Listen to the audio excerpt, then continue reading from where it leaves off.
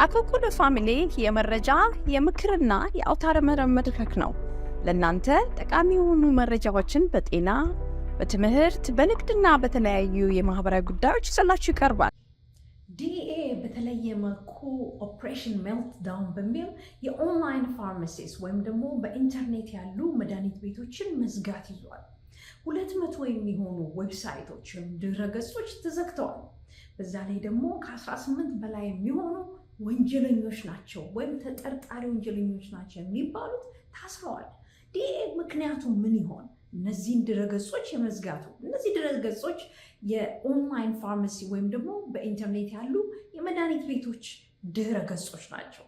በእነዚህ ድረገጾች ውስጥ በሽተኞች ወይም ደግሞ ታማሚዎች መድኃኒት ያዛሉ። ያ መድኃኒት ደግሞ ወደ እነሱ እንደገዙት ይላክላቸዋል። ግን ባለፈው ዓመት ብቻ 7 ሰው ሞቷል።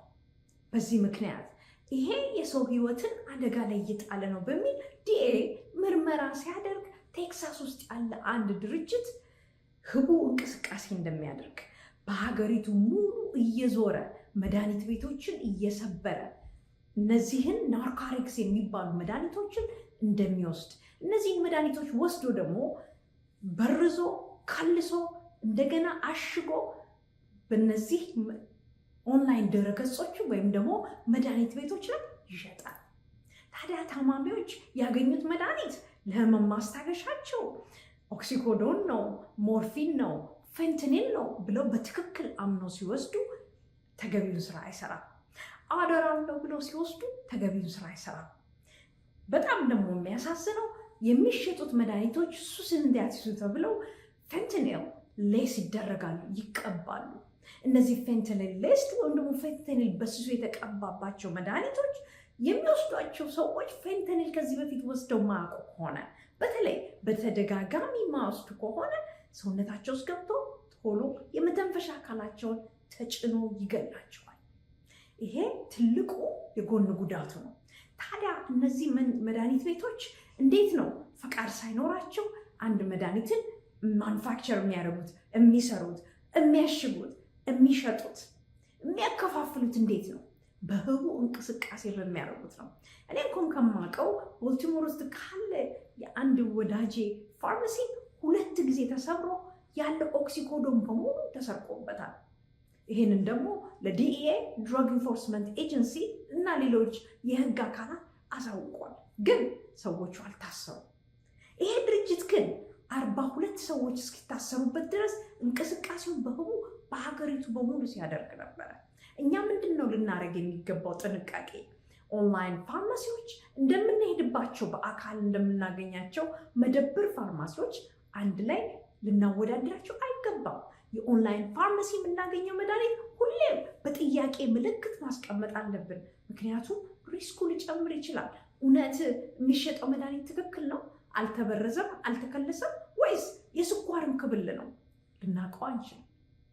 በዛ ላይ ደግሞ ከሌላ መድኃኒት ጋር ተቀላቅለዋል ወይ? በንጽህና ነው ወይ የተሰራው? ስታንዳርዱን ጠብቆ መሰራት ባለበት መልኩ ነው የተሰራው? ይህን ልንጠይቅ ይገባል። በሁለተኛ ደረጃ ሲላክ ወደኛ የሚመጣው ከነዚህ ፋርማሲዎች ውስጥ ነው። በአግባቡ ታሽጎ በአግባቡ ወደኛ መላክ አለበት። በመሀል ላይ የሚቀባበሏቸው የሚያደርሷቸው ሰዎች በእርግጥ በህገ ወጥ መልኩ ስለሚያስተላልፉት ብዙ ደግሞ ታማሚዎች ከቤታቸው ሆነ መድኃኒት ስለሚያዙ ይሄንን ልንጠነቀቅ ይገባል። ምክንያቱም ሌሎች ፋርማሲዎች ሜል ኦርደር ፋርማሲ በሚል የተወሰነ አካል ነው የሚልክላቸው፣ የሚያከፋፍልላቸው፣ የታወቁ ናቸው። ስለዚህ እነዚህ ደግሞ ኦንላይን ፋርማሲዎች በተለያየ መልኩ ነው የሚልኩትና ጤናችንን ልንጠነቀቅ ልንጠብቀው ይገባል ማለት ነው። ኤፍዲኤ ተጨማሪ ምርመራዎች እያደረገ ነው። አሁን ግን ባለው ሁኔታ ታማሚዎችን ወይም ደግሞ በሽተኞችን እየመከረ ያለው ኦንላይን ፋርማሲ ላይ መድኃኒት ስትገዙ በጣም በጥንቃቄ መሆን አለበት። በመጀመሪያ ደረጃ ኤንኤቢፒ ናሽናል አሶሲዬሽን ኦፍ ቦርድ ኦፍ ፋርማሲ ዌብሳይት ገብታችሁ ሴፍ ፋርማሲ ቱል የሚል አለ። በእነዚህ ገጽ ላይ ያሉ ፋርማሲዎች የተረጋገጡ በትክክል ስራቸውን የሚሰሩ ናቸው። ከዚህ ውጭ ያሉትን ፋርማሲዎች ግን አትግዙ። መድኃኒት ስትወስዱ የተለየ ነገር ካያችሁ ወይም ደግሞ ቀድሞ የምትወስዱትም ሆነ አዲስ መድኃኒት ሆኖ ያልተስማማችሁ የተለየ ለውጥ ካለ ቶሎ ብላችሁ ዶክተራችሁን፣ ቶሎ ብላችሁ ፋርማሲስታችሁን አሳውቁ። የሞላላችሁን መድኃኒቱን ያዘጋጀላችሁ። ሌላ ምንም ያልጠረጠራችሁት የተለየ ከፋርማሲ ከበፊት ከምትገዙት የተለየ አሰራር ካያችሁና ማይመች ከሆነ ትክክል መስሎ ካልታያችሁ የተሰማችሁን ነገር ችላ አትበሉት። ቶሎ ብላችሁ ለህግ አካላት፣ ለፋርማሲዎች፣ ለዶክተሮቻችሁ ነገሩ ማለት ነው። በሚገርማችሁ ሁኔታ እነዚህ ኦክሲኮዶን፣ አደራል፣ ፌንታኒል፣ ሞርፊን እነዚህ ሁሉ በህጋዊ ዶክተሮች ስም በህጋዊ መድኃኒት ማዘዝ በሚችሉ የጤና ባለሙያዎች ስም ተሰርቆ በስማቸውና በፊርማቸው ነው እየተሞላ ያለው ኦንላይን ላይ። ስለዚህ ለእናንተ ይሄ ለጤናችሁ አደገኛ ነው የሚለው 200 ፋርማሲዎችን ዘግቷል። እንግዲህ ገብታችሁ ሊንኩን አንብቡት። መልካም ጊዜ። ዌብሳይታችንን akulkulufamily.com ይጎብኙ። በሶሻል ሚዲያም ከተሉን። አኩልኩሉ ፋሚሊ